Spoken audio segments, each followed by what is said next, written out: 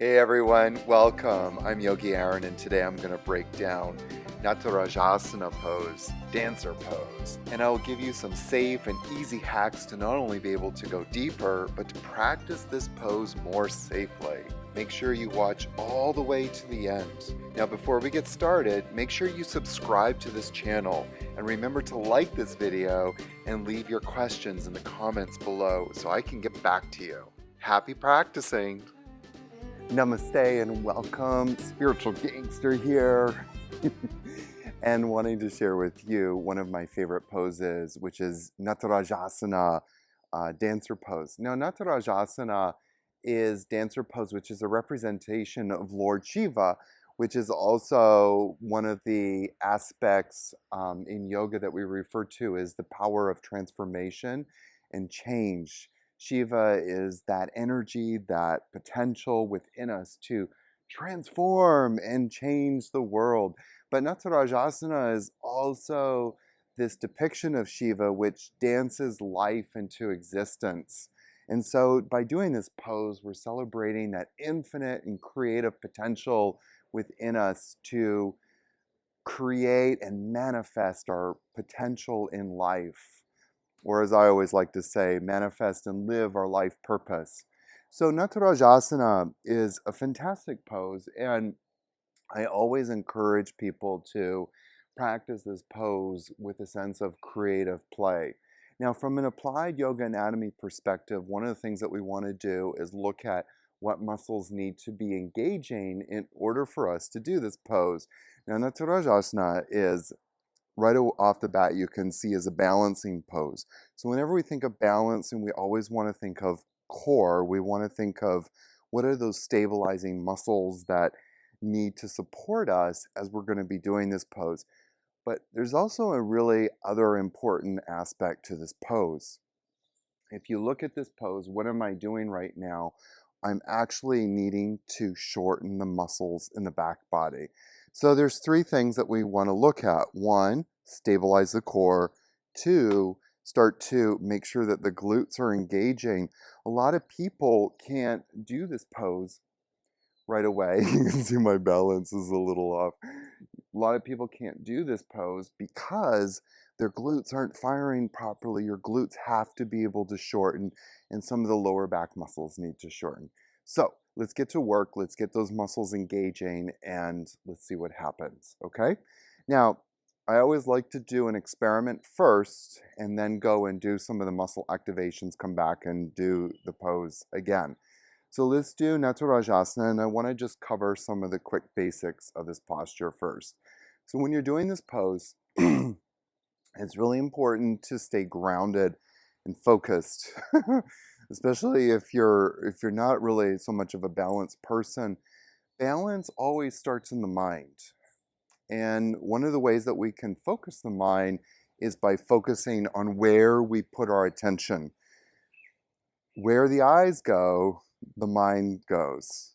So we want to focus therefore on one place. If you're a person who practices yoga, you'll often hear the teacher talk about drishti. Focus your drishti, focus on one point. Well, why is that? Because your mind starts to focus on that one point. You start to create this, in yoga we call dharana, concentration, concentrate the mind. So I'm going to focus on one point. I've got my little dot ahead of me. You can't see it, but if you're doing this with me, you find that dot. And then you're going to bring your foot up. Now, when you do that, have the hand out to the side like this. A lot of people do kind of weird things with their hands, but open the palm up, okay? Bring the foot up and grab the ankle from the inside, and that's it. And then if you want to, you can bring the other hand and reach up. Now I can tell just by doing this right now that I'm not warmed up. My glute is doing nothing and it should be firing up right now. So I'm not even going to go that far into it, but this is really about as far as my body can go right now. And I'm going in this really cold right now. Early in the morning as I'm shooting this, and I'm going into this cold. So my muscles are not doing anything yet. let's do the other side. Okay, so again, you're going to bring the hand out, grab the foot, okay? Bring the other hand up. And I'm actually trying to tell my glute, engage, engage. Is it engaging? It's doing a little something, not so much. Alrighty, so let's get down onto the mat or onto the floor. The first thing that we're going to do is do a little bit of hip extension. I'm going to do one of my favorite hip extensors. So you're going to come down. You can rest the head. I'm going to keep my head up just because I'm talking to you and I don't want to muffle the mic. But you're going to bend the knee and keep this hip. So you're going to keep the hip of the bent leg onto the ground. You don't need to roll it down, but just keep it down and then lift the femur bone up. Now, as you lift the femur bone up, start to engage the glute. Now, if you're not sure if your glute is engaged, just touch it. Yep, it's engaged. And just hold it there. Now, you don't have to come up so high, but do you see what we're doing in this pose? We're actually mimicking what's happening in dancer pose. And then bring the leg down and relax. And then bend the knee. Now, engage the glute. It's engaged. And then lift that up. Very nice. Lift it up a little higher if you can. And then come down and relax. And bend the knee. Engage the glute. Lift up.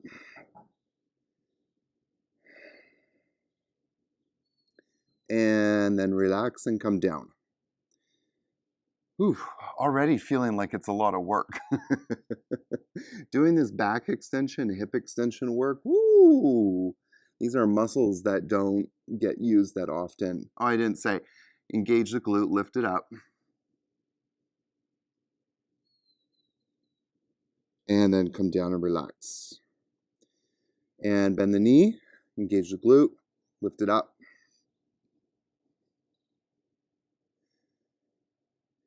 And then come on down and relax. Bend the knee, engage the glute, lift it up. You can probably start to see, at least I feel like it, I'm coming up higher each time. So each time I do this, my glute is starting to not warm up, but my brain is connecting to those muscles. And that's what we want to happen. We want our muscles to be able to contract and contract on demand. Now let's do the other leg. Bend the knee, engage the glute, and lift up. And again, you might notice that you didn't lift it up as high as you did on the final one on the other side. That's okay. You'll get there. And relax. Bend the knee, engage the glute. You can touch it if you want to, and then lift it up. Now again, try not to lift that hip of the lifted leg up off the ground. Okay, you want to keep that hip bone, more pelvic bone, down onto the ground. And then relax. So try not to lift it up. As soon as you start to lift that pelvic bone, bend the knee, engage the glute, and lift. As soon as you start to lift that pelvic bone up, it's a clear sign that you're compensating in this posture. You want to isolate the glute as much as you can, and then come on down. Bend the knee, engage the glute, lift up.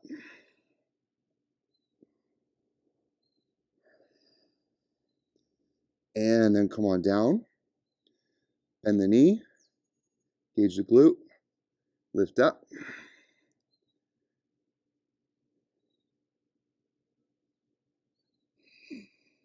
And come on down. Bend the knee, engage the glutes, lift up.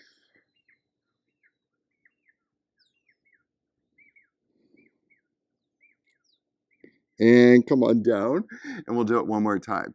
Bend the knee, engage the glute, lift up.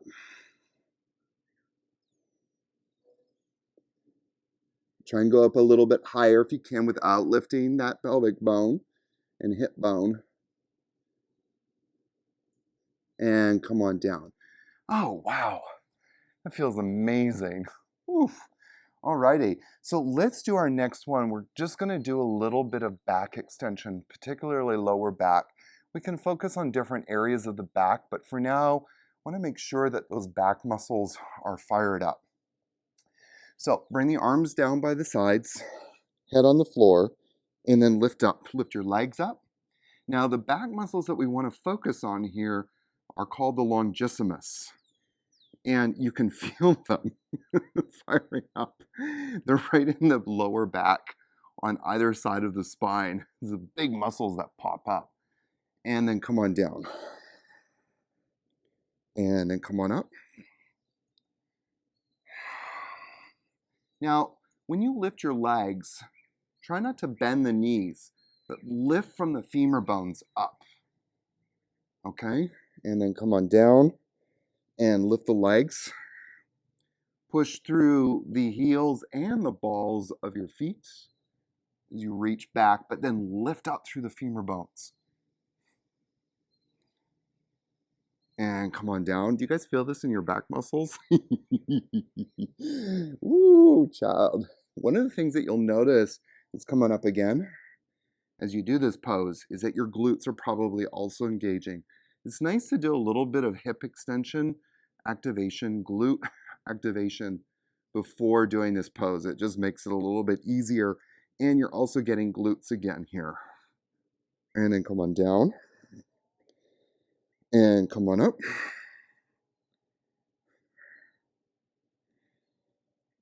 And come on down. If you're new to this pose, come on up one more time. If you're new to this posture and have never done this before, don't worry about how far you come up.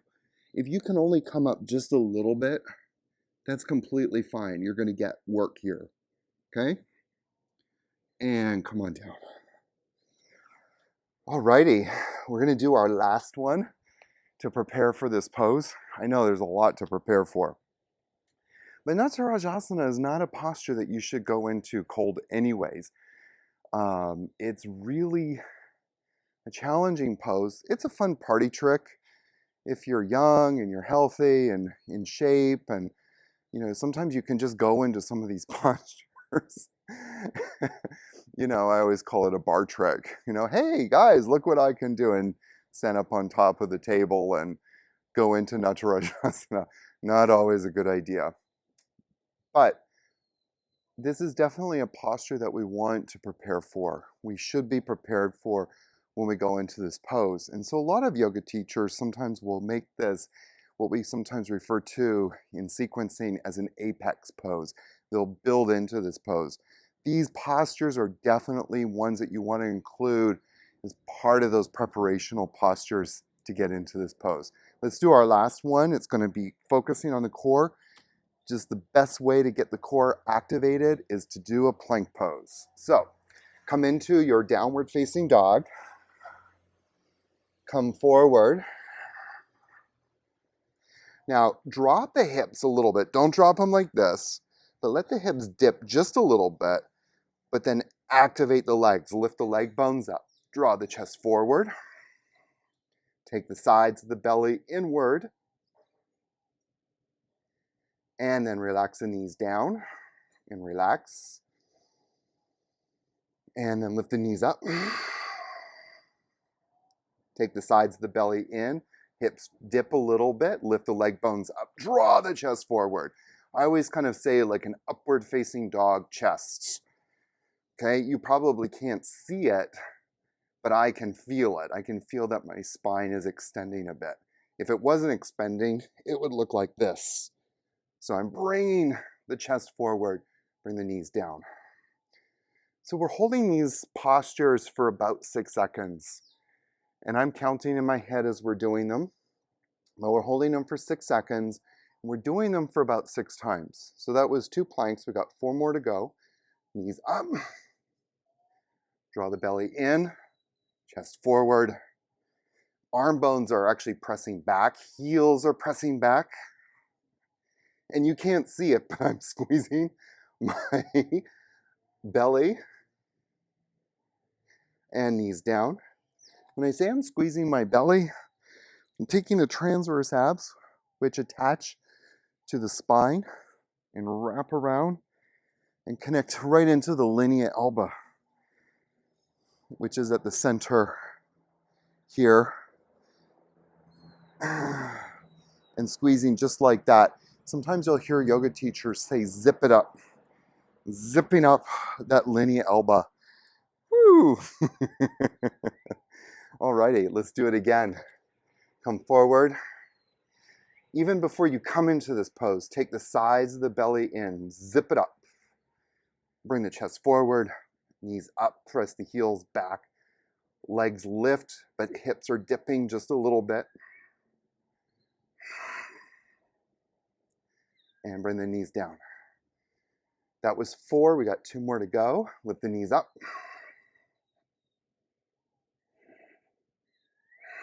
Turn the corners of your mouth upwards. And knees down. And lift the knees up. And you can even squeeze the glutes now. And bring the knees down. Alrighty. You ready to do Natarajasana again? So let's come and stand up. And find your drishti. Find your point. All right. Bend the knee or turn the hand out. Bring the hand out. Turn the palm up. Remember to turn that thumb open. And then bring the leg up. Grab the inside of the ankle. I can tell you that this already feels different. Now squeeze that glute. Bring the other opposite hand up. Now as you come into this, go into it slowly. Start to kick the back foot back. And then you can play with this and how far you want to go. As now I'm kicking the foot back and heel up. Lifting the chest and squeezing the glute. And that's as far as I'm going to go today. I'm going to do the other side now. So bring the opposite foot up. Grab the inside of the ankle. Squeeze the glute. Bring the other hand up. Now start to kick that foot back and kick the heel up.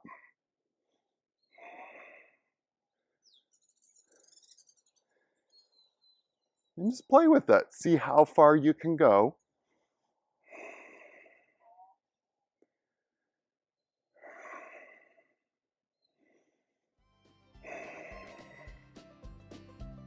And that's about as far as I'm going to go today. Alrighty, that's Natarajasana. Have fun playing. You've got to bring the sense of play, fun. Remember that this pose signifies the idea that we have the potential and power to create, to dance the universe into existence and manifest and live our life purpose. Namaste, everybody.